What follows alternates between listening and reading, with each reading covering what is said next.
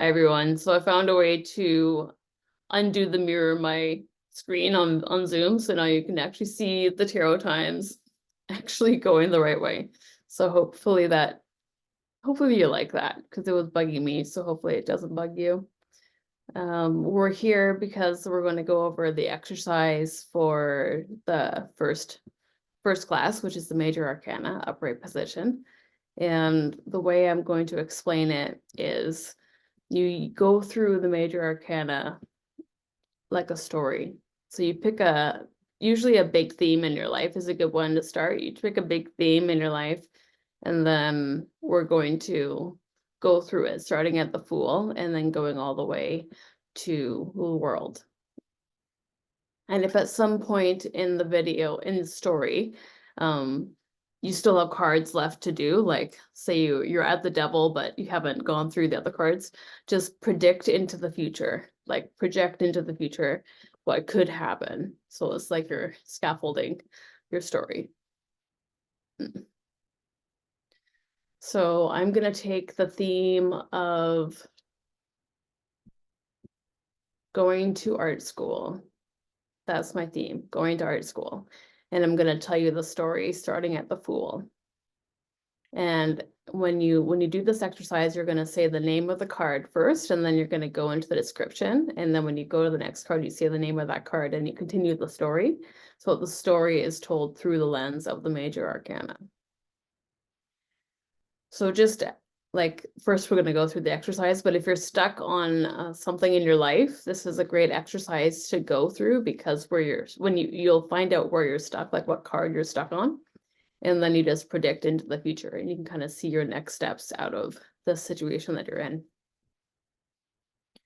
So I'm going to go to art school. I am a young kid and I grew up on the rural route, and lots of family. My grandparents live on one side of me. My aunts and uncle live in the front field. There's a lot of family around all the time, lots of animals, but there's not a lot of art. And I really like art. Like, I love art. I love going to music shows. I love going to art shows. Probably went to more music than art shows growing up, just because there was more available. Like, we had a really good local punk scene, and so I was doing a lot of that. It was like a really nice straight edge scene. So it was really respectful, actually, like so good. We had a blast. It was, but I wanted to go to art school, So I tried everything else before settling on art school, but it really was what I wanted to do. And so, to the chagrin of my family, I'm like, I'm doing this. So I started off taking one course and then another course, and pretty soon I'm like, this is what I want to do. And I'm in the Fool, I'm just gobbling up as much as I can, trying everything. Everything is unique and new. Like, I'm from the, like, I grew up on acreage, so it's not like I'm in the mall a lot, or like I'm not from downtown Vancouver. Like, I don't have a lot of exposure to the arts, and so like art history is like blowing my mind, and like everything is kind of blowing my mind. Like being in drawing class and we're listening to Beck and we're doing a nude model and we're drawing them, like it's blowing my mind. It's just I'm just having a blast. It's just very, yeah, it's just wide-eyed wonder, beginner's mind, totally just open to art. And like, I know it's going to take a lot of work on my behalf and not everyone succeeds as an artist, but I'm just like, I don't care, I'll find a way.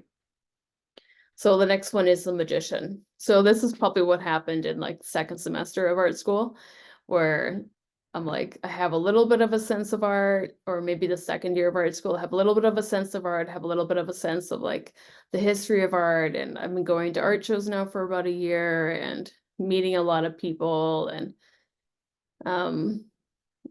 it's pretty obvious to me that like the art world is a really competitive world. Like, it's very competitive. It's not like growing up, everyone would work together to do your chores, and you work together to do a task. Like, everyone, you wanted to, like, we would make applesauce like as a family for like a week, or we'd make canning for a few days. We'd all make Schneebona together, my aunts and my cousins, and we'd all just like get on it together. And like there's no working together in the art world. Like the only way you're working together is if people think that you're a good artist and they can like get something out of you by hanging out with you, you know? Like I'm seeing the magician and being like, ooh, it's pretty competitive. But I just really wanted to find a way that would be healthy for me. Like I'm gonna find a way that's healthy for me. Bringing that universal energy, you know, it's very spiritually connected. So I just found a way to like talk to people that I thought were really good and like uh talk to a lot of older artists and made sure I was always connecting with my spirit and not just like saying yes when I meant no, or um just going along with what was hip just to kind of do it, like just really making sure I was like finding ways that worked for me, you know, and finding ways to like make that the energy of the Fool like last a bit longer almost. Getting better at drawing. Like I really focused on like life drawing and just getting better at my skills and taking all the different courses. So that's kind of the magician, you know, like doing a bunch of first year courses, having a lot of tools and not knowing what you're doing, like just taking a bunch of courses and trying to get better. But really like I'm surrounding myself with like these older artists who are just so skilled, and I suck at it compared to them. But I like their wisdom. I like being around them. And it also just inspired me that you don't have to be a meanie, you know, you can do it in many different ways. So that was, I guess it's not completely magician, but that part, but like going to art school and just being like surrounding myself with like going to classes and just being not very good, but trying all the classes anyway. That's very magician. And I think that piece of like trying to find a way that will bring it from above to below in a way that honors you. I think that's also very magician. Like you're just trying to alchemize. And the high priestess was really, ooh, yeah, really tapping into like, what did I want to do as an artist? You know, like what kind of artist was I? Like, what did I want to express? What am I picking up on? Like, I always had a very large magical world. And so art was a way for me to express that magical world. So it was really, and I also felt connected to my ancestors too. Like my Auntie Mare went into art school, but then she didn't like she went into like paper craft, but she was in art school for a while. So I ended up seeing my Oma was like, oh, don't think it's weird. Your Auntie Mira went to art school, and then she pulled up this like 5 foot by 4 foot nude that my Auntie Mira had done, and she was like, see? And I'm like, just don't tell your dad. I'm like, oh my God, that's hilarious. So yeah, very much like tapping into my ancestors, bringing my magical world through. I wanted to express things I couldn't say out loud. I couldn't express in words. Really wanted to express that vision.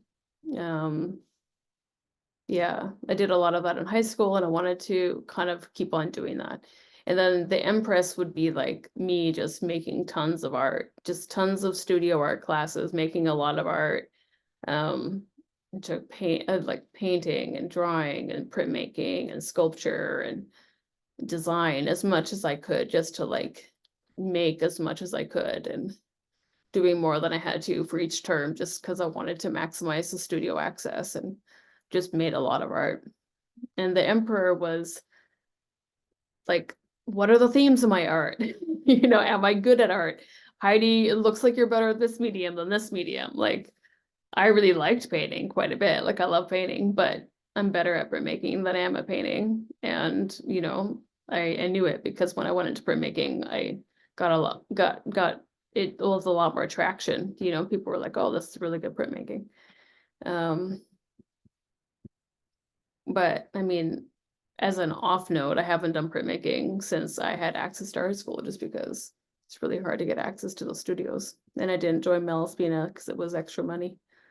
But one day I might sign up for a residency at a printmaking studio and see if that might be good. Might be fun to dip my toe back into printmaking, but I'm doing different work now, so I have a long life in front of me. I might do that later. But anyway, back in the day, that was a good example. Like, oh, the emperor comes around and I'm like, oh, you're better at printmaking than you are at painting. And I'm like, that's kind of good to know, because I was like ready to like be a painter, you know? And I'm like, I'm a good painter, but I'm not like a great painter. I'm not like, holy shit, that's such a good painting. You know what I mean? I'm the best at installation and sculpture and soft sculpture and just like making these worlds basically. So that emperor really saw that and was like, that's very much in line with what my high priestess wanted to do. And then my hierophant was just like making sure that I didn't get swept up into like mean art shark mode, where you just like only hang out with the cool kids, and if someone's not cool enough, you don't talk to them, you know, like just like make sure that I didn't,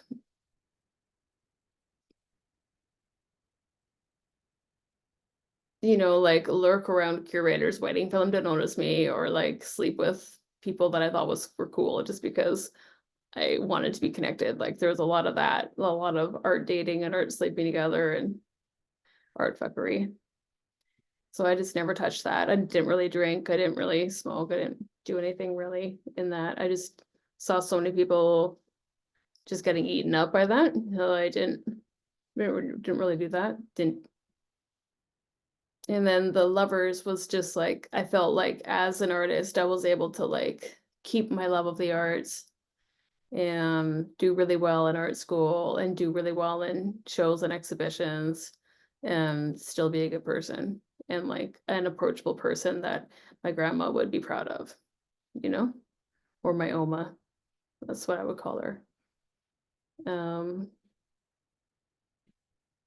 Yeah, because pretty snobby. The art world's pretty snobby. So that was the lovers, which is feeling like I like saved my soul, you know.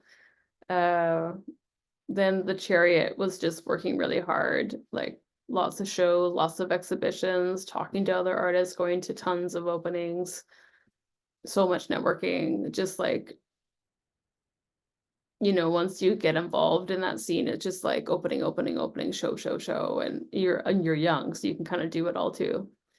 And then the strength card would be, I think at a certain point, I was just like, are these my friends? Or they're hanging out with me a lot, but I don't know if they're my friends. You know, can I rely on them? And, you know, kind of realizing that some of them, like, you're always kind of getting caught up in the game a bit, like thinking that people were maybe my friends when really they weren't, you know?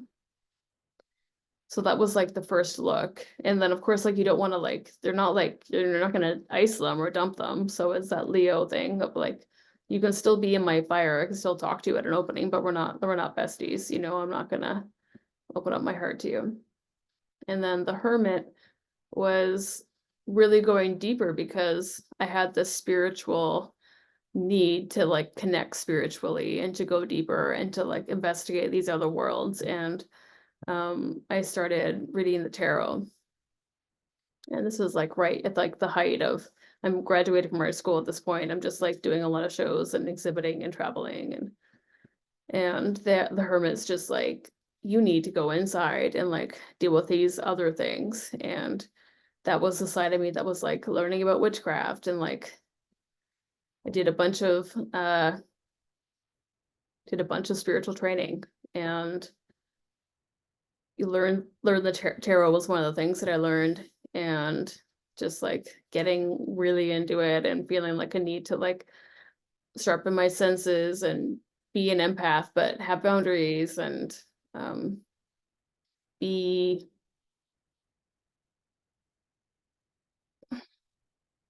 just discerning about what people's what they wanted from me, you know. And then the fortune was just like, for a while it was like a really good balance of like seeing, just being grounded and seeing what was going on, and like seeing the scene and like being in it, but then also kind of having a bit of a distance from it. Um, and just like having really real connections with people, and um still doing tarot, and like doing tarot for everyone I saw. Really, like that was basically living with my tarot at that point. So like I read for everyone in the art scene, I'm pretty sure, or everyone that knew me.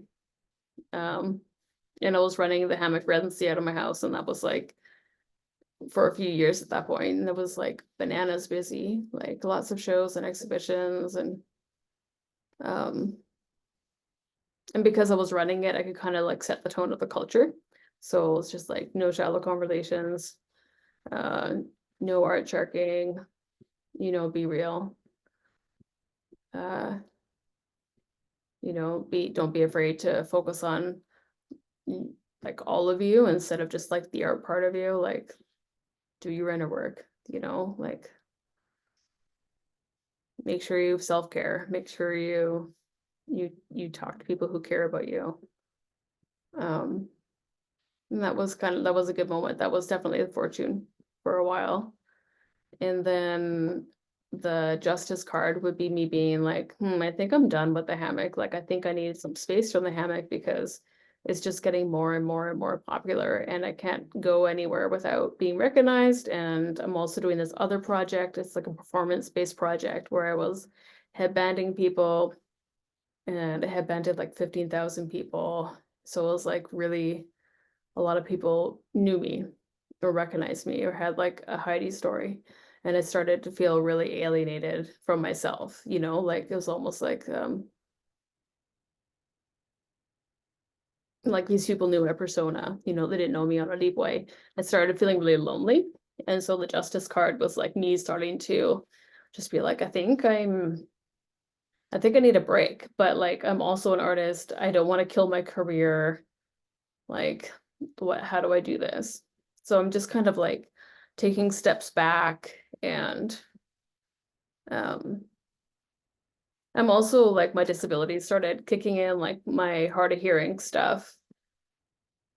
I was probably at like 60% hearing at this point, and then later it was 50% when I got hearing aids. So like there was also like a physical barrier of just like I'm kind of getting tired of going out and straining for conversations, and I just want to have good conversations, like kind of outside of these spaces, like having tea, having quiet tea, in a quiet room where I can hear you, stuff like that. But I didn't really know that was a disability thing. But the justice card was like, this, something's not aligning with me anymore. And then the hangman is was just like me going really deep into my metaphysical practice, and really getting good at like tracing and tracking, and like psychic reading and reading the tarot, and like really good at just like knowing what's my stuff, what's someone else's stuff, like having better boundaries, just taking the time to just like develop that stuff. And not, and kind of like I know people in the art field kind of knew I was doing that, but I kind of kept it separate. Like when I was in the art stuff, I talked about art. I wasn't like, I'd read their tarot, but like most people just want to talk about art. So that's kind of what I was doing, right? Doing a lot of that, and a lot of like just talking about other stuff, but like,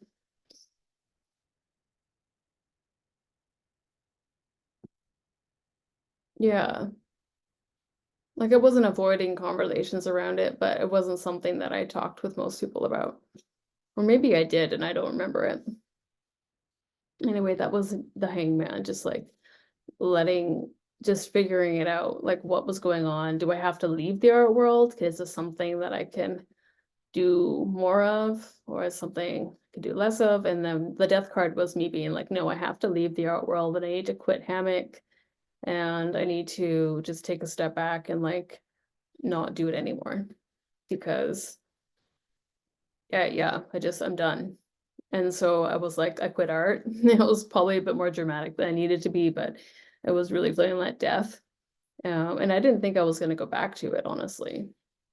And, truth be told, there was a lot of people that I thought were a lot closer to me that just kind of ditched me when I quit the art world. They're just like, uh, they would totally like have epic conversations with me, like when I was in the art world and like doing a lot of art and networking and, you know, made them look good. But so I still, even though I was better at being discerning, there was still a lot of people that I was totally fooled by them, you know? And so temperance was like a lot of grief and a lot of like, oh, I have to make new friends, you know? Like I thought I could quit this and like keep my friends, but actually like I have to make new friends.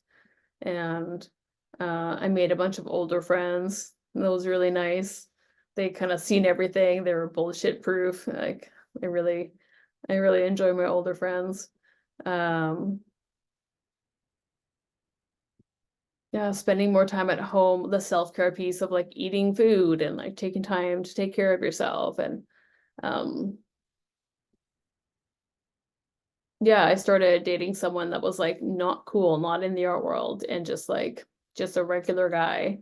And like, of course, he's like a total weirdo, but I didn't know that, and he didn't know that when we were first dating. We just liked each other.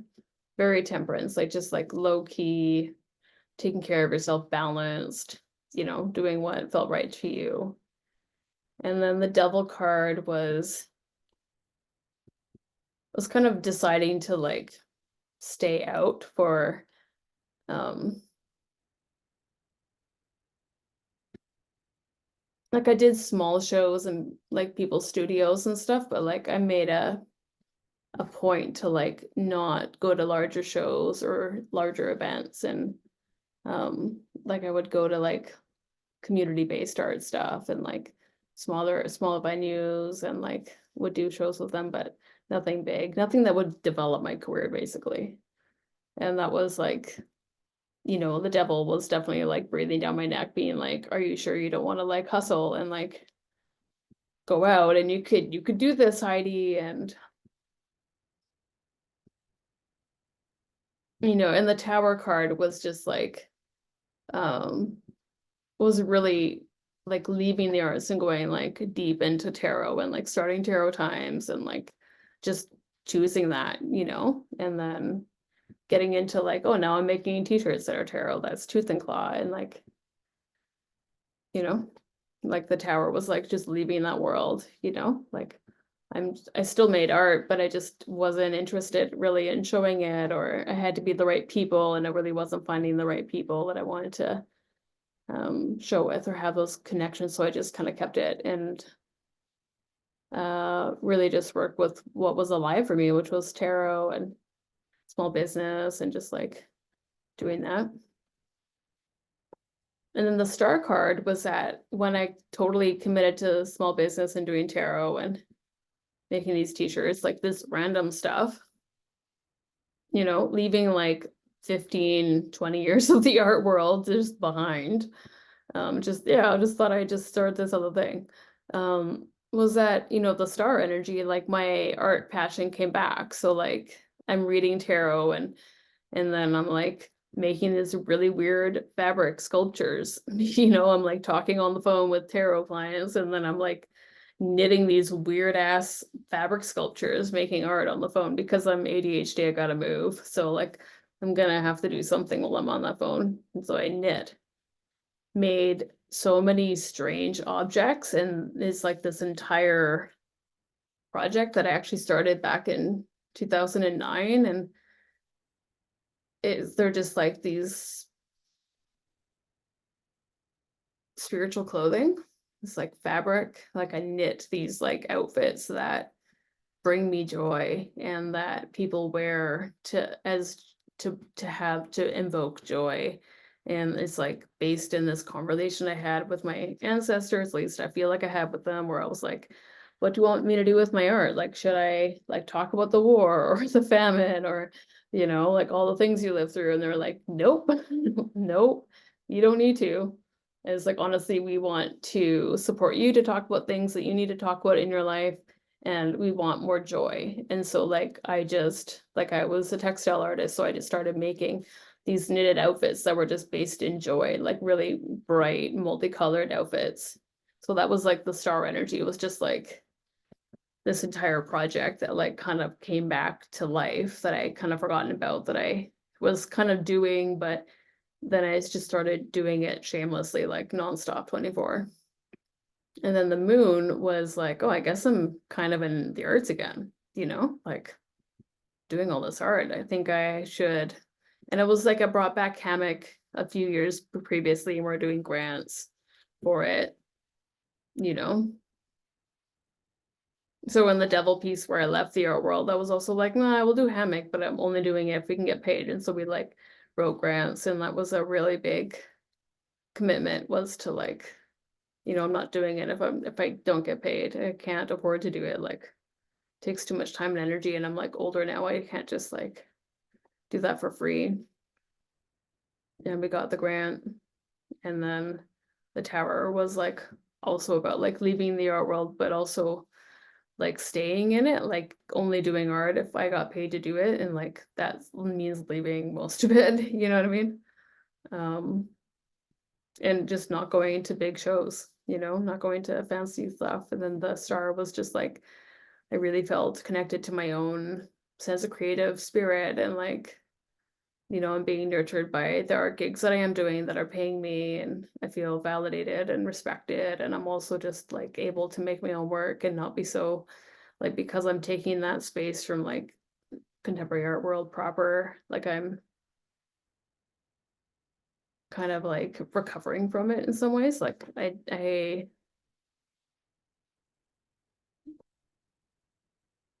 could kind of make what I needed to make on my own in the star. It's our star energy, just like,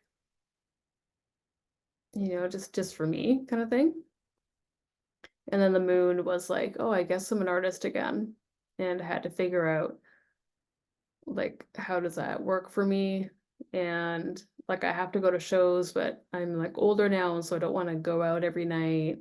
So like, and I want to do studio visits, but I don't want to like I can't afford to just go to them all the time. Like I don't know how I did it before. I would go to like 4 art shows a week and like so many studio visits, and just always like go to work and then just go out, and I don't know how I did it. So I had to. And then also now I have hearing aids and I have medication. I'm diagnosed for my mental health, and like I have no interest in like a lot of the reason I could pull all that off because I'm undiagnosed bipolar. And then when you're in the manic phase, you just run around and get happy. And I always made sure that it was like grounded. And so I just had tons of energy when I was in a manic phase, and I never went into like a hypomanic phase where I was like disassociated. Like I always knew where I was. I just had tons of energy and needed to use it. That's how it worked for me. I'm like a rapid cycler. So it means I go through a high and a low in 1 week. So I would do 3 days of like intensity and then 3 days of chilling. And then because I was doing hammock out of my house, people would come to me. So that's kind of how I managed it. So in the moon phase, I'm like, well, I can't do it that way anymore. Like that part of my life is done, and I'm like medicated now. So like, how do I do art without manic phase? Like just being normal. Like, how do I go out and do things? So like started making different plans. Like, okay, I'm gonna go to like 2 art shows a month, and I'm gonna make sure I have a studio visit with someone that I like once a month, and I'm gonna make sure that I, even if it's just like a Zoom call, like that I just start reconnecting with some of the people that I've talked to in my life that I really like talking to, and just, you know, kind of feeling out like what works for me in the arts, and like, and then still doing tarot, still doing tooth and claw, still doing hammock, but like figuring out my own art practice just kind of by feel.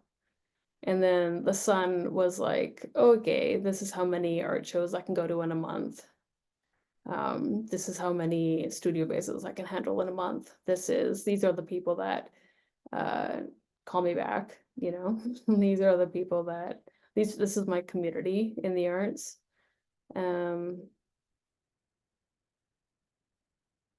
Yeah, and just like really being clear about it, like being really like not being rose-colored glasses about it, like just being very honest about it. um my community is a lot smaller than it used to be. Used to have a larger community of people, but they weren't as deep in my connections with them. So I have a smaller community, but deeper connections, and that's better for me. And that's sustainable for me. And so like just committing to being like, okay, I'm gonna be a slower career build. You know, my career is gonna take a hit, it's gonna take longer to develop, but like I'm gonna be nourished and happy and like able to support myself and well while doing it. And then the judgment card was really like seeing like I'm not a total fan of woke culture. I don't like cancel culture. I don't like hyper politicization where people are like attacking each other and not being like curious and open-hearted with each other. I think that's we lost a little bit. Like we're better at being ragey, but we weren't as good as being kind. Like I think we're still sort of figuring that one out culturally. But judgment would be like seeing woke culture because a lot of my work was hyper political, was very political. And so like now when I go out, like I don't have to explain myself, like everyone understands what I'm doing, why I did it.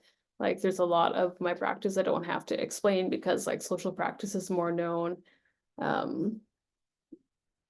Feminism, a lot of the stuff that I was working with like is more well known. And so I don't have to like explain my art anymore or defend it. So that's the judgment card for sure. And I think the world is me growing older as an artist and just like being seen by the art world again and being recognized for being like an established artist and or mid-career artist, however you want to call it, and just like being comfortable with it, like aging in the arts, like it's just been very recent where I'm like, oh yeah, I'm also aging, like I'm 45. And so like part of this is not just, you know, coming back in the art world. So a lot of this is just like I'm older and like I have to age gracefully and like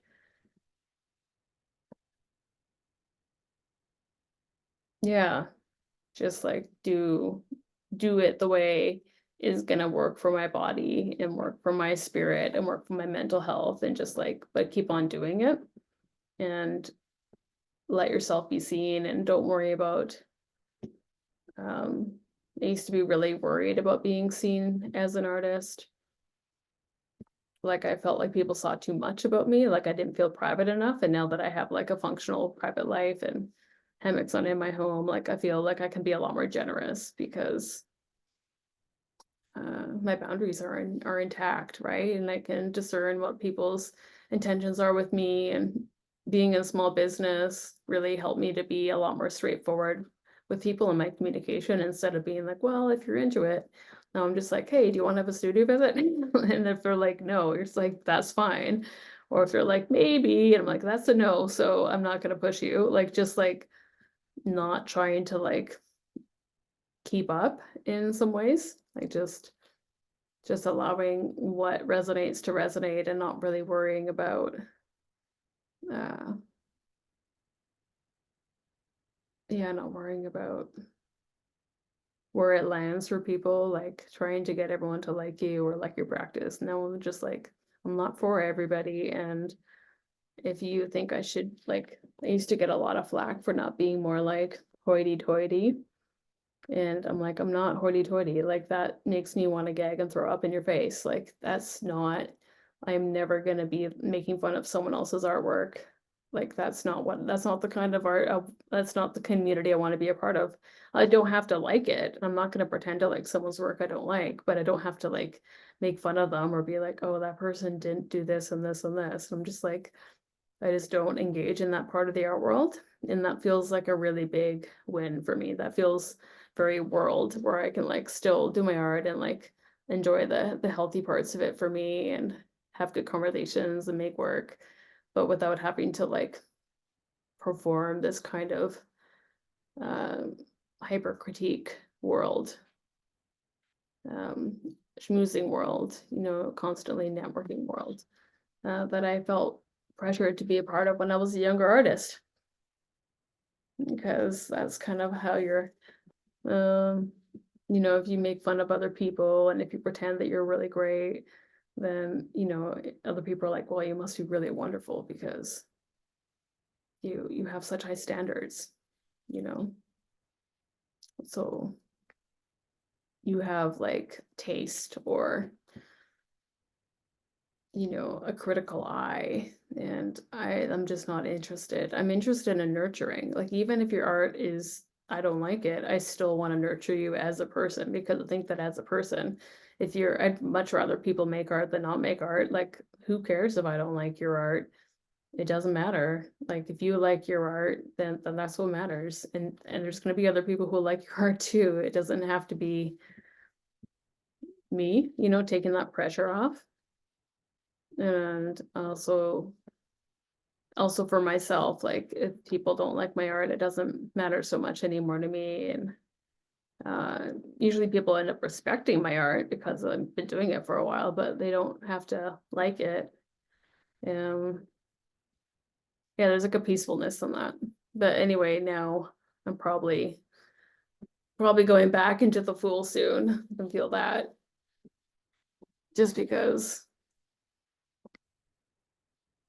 yeah, because I'm probably gonna go more into like grant writing, and like that'll be a whole new journey for me.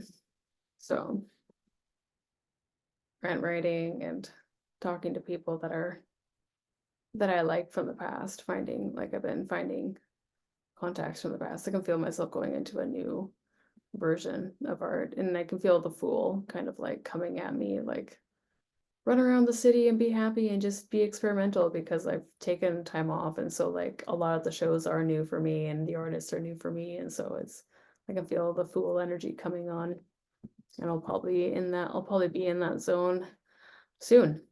If not, maybe I'm already kind of tiptoeing into that energy now. But yeah, so yeah, you kind of just it's inevitable. You'll just keep on cycling through that Major Arcana over and over and over. Pretty exciting stuff. So like, I really like studying the tarot because it's almost like a scaffolding for my life. Like, you can study the tarot, and like there are these like esoteric patterns that people go through, and you can kind of use it as a way of getting insight into your life and getting guidance in your life,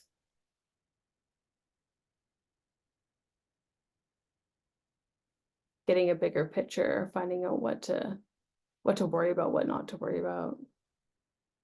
I love consulting the tarot and being like, what do you think is the issue in my life? Where do you think I should be focused on? Because it's always something that I'm missing. Like, sometimes I'm aware of it, but sometimes I'm like, oh yeah, I wasn't aware of that. I didn't think of that. Usually it's like 2 steps ahead of me. So yeah, do that experiment, do that Major Arcana story, that's what I call it, and you do it on your own. You can write it down. If you know of, if you're, you know, like, share this with a friend, get them to take the course. Ideally, everyone would be honest, and if someone else they wouldn't share this material with other people. So I'm not, that's sort of the one rule about these online courses, is that I'm like, oh, I just don't want people to share the material, because I want people to buy the material, because I'm putting tons of energy into making this. So in an ideal world, you would tell your friend about it, your friend would buy the course from me, and then you'd do the exercises together, so you'd have a buddy. But maybe you like doing them on your own. That could be something too. Yeah, we spend about an hour and a half going through these exercises and holding space for people when in the in-person sessions. So feels kind of weird for me just to be like, mic drop, do it on your own. But yeah, do it on your own and see what you get from it. Really feel how the different archetypes move through your body. You want to, if possible, look at the major arcana cards while you're talking about each one, so you're bonding with that archetype on a deep level. And yeah, have fun with it. It's pretty sweet. Yeah. I hope you have a great day. I hope that you enjoy yourself. I hope you enjoyed lesson 1. This is the Major Arcana. And the next class will be on the Minor Arcana, the Suit of Wands. And then the next class after that, the Suit of Swords. And then the next one, the Suit of Cups. And the next one, the Suit of Pentacles. And then the class after that is the Spreads class. So I hope you have, yeah, just a great day. Make sure, yeah, give yourself some time to just digest all this information, and I'll be here with your videos when you are ready for your next chunk. All right, take care, everyone. Be well, stay safe. Bye.